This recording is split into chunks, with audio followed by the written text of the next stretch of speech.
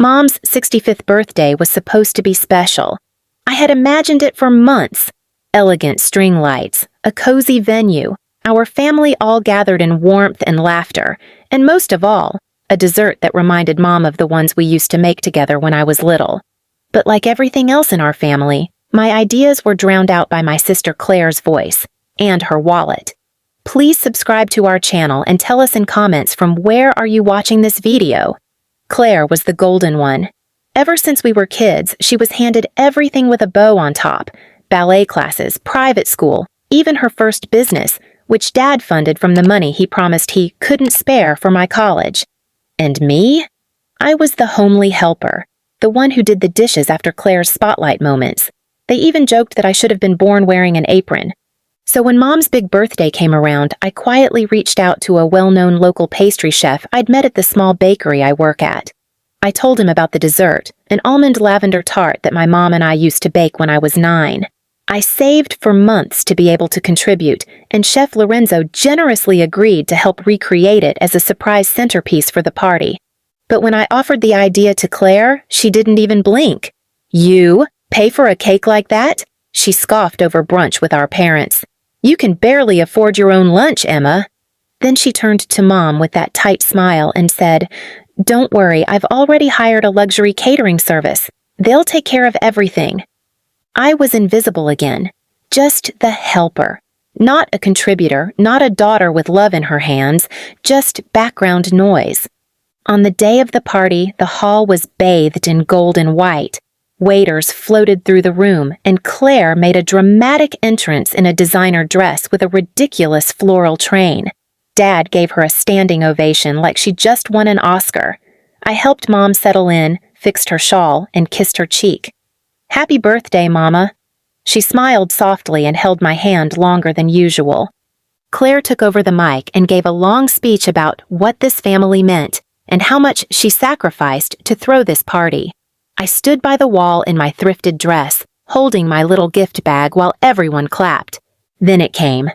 As the waiters wheeled out a giant fondant-covered monstrosity, Claire's cake, I heard her whisper behind me to one of her friends, "Let's see Emma try to top that." I didn't react. I didn't need to. Because just moments later, the lights dimmed, and another cart began rolling out, slowly and dramatically, led by Chef Lorenzo himself, wearing his signature white coat embroidered with gold trim. Atop the cart was the almond lavender tart, simple, elegant, topped with real pressed edible flowers and a delicate sugar lace around the edge. Gasps echoed across the room. Mom stood up, tears instantly filling her eyes. "Is that our tart?" she whispered. Claire's face went pale. I nodded and walked up beside Chef Lorenzo. "Happy birthday, Mom," I said. "Some flavors are worth remembering." Claire tried to laugh it off at first. "Well, isn't that quaint?" she said, her voice tight and brittle as guests crowded around the tart. But the room had shifted, the energy no longer orbited around her. Phones were raised, photos snapped, not of her fondant skyscraper, but of a simple, heartfelt dessert that told a story. Mom was crying, real tears. She touched the crust gently like it was porcelain. "Emma, how did you even—" she asked, her voice shaking. "I remembered how much you loved it," I said simply. "I just wanted you to have a piece of your childhood tonight." Claire was livid. I saw it in the way her hands twitched, the way her smile tightened like a corset.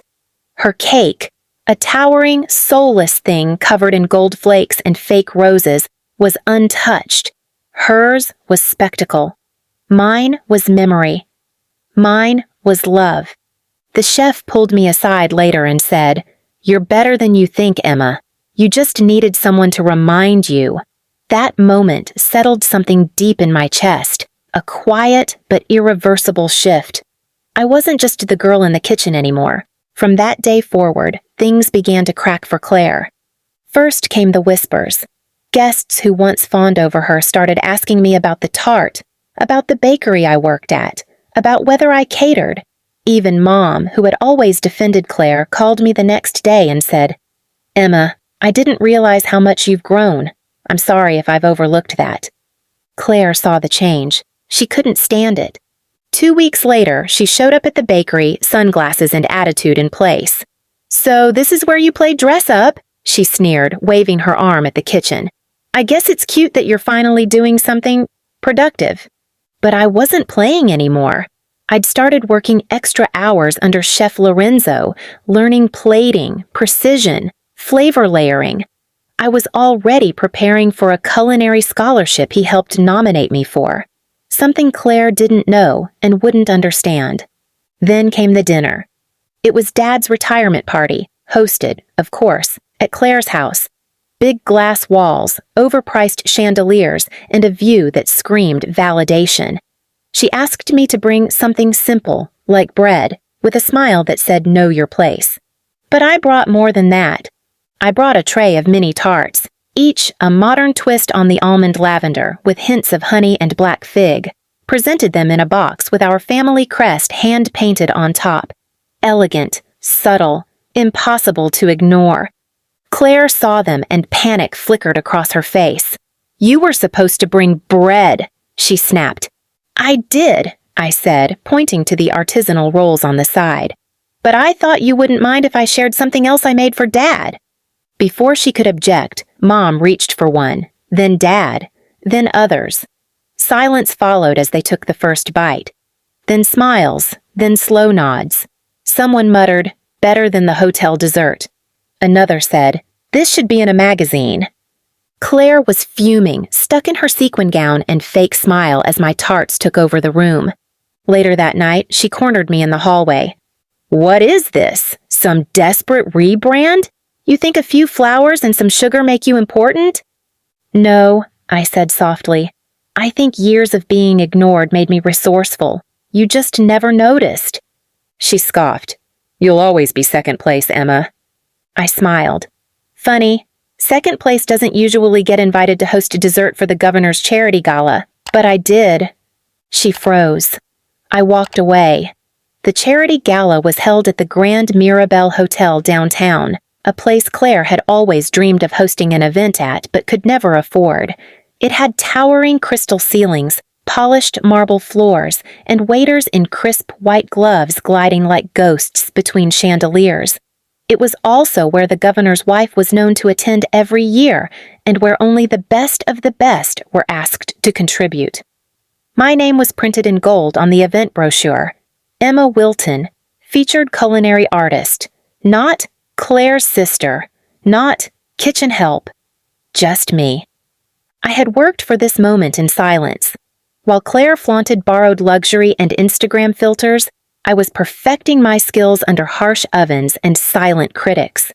While she called me a phase, a background blur in her spotlight, I was quietly building a name that would outshine hers without even trying.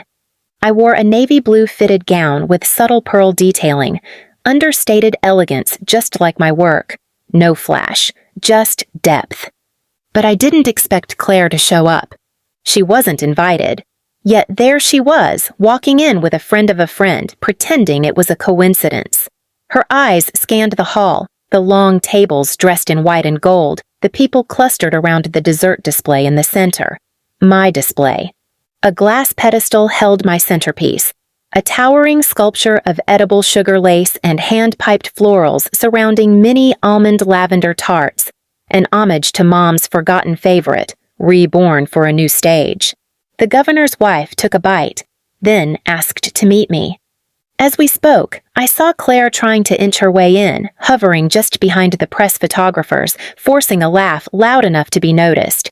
But no one looked her way. She was background noise now, a muted interruption in a room I now owned.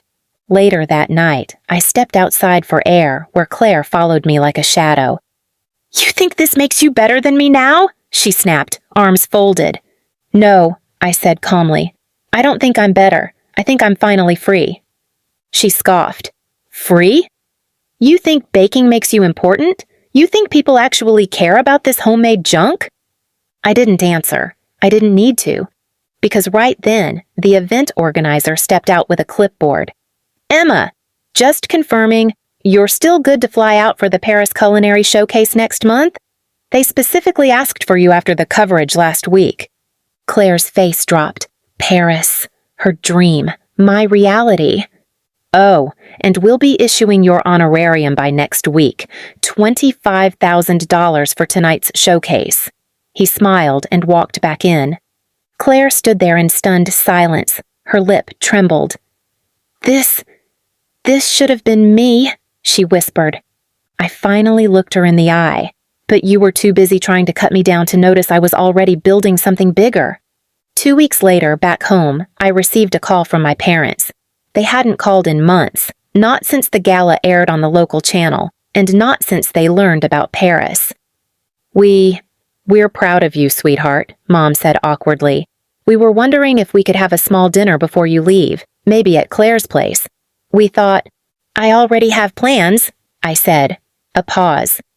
Oh, maybe we could visit sometime then? Claire's going through a hard time and... That's between you and Claire, I replied. I spent years trying to earn a seat at your table. Turns out I never needed it. I built my own. Then I mailed them a small envelope. Inside was an invitation card with my name embossed on it. Not to a party, but to my bakery's grand opening downtown, fully funded by my culinary prize winnings. On the back of the card was a handwritten note.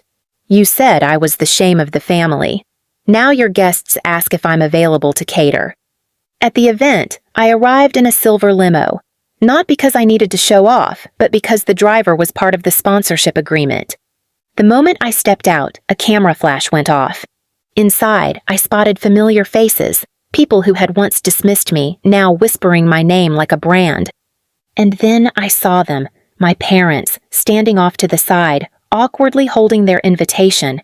They didn't know whether to hug me or apologize. They just stood frozen. But the room had already gone silent, because for the first time in my life, I was the headline. And I never needed their approval to shine, only the strength to survive their silence. Please subscribe to our channel and tell us in comments from where are you watching this video.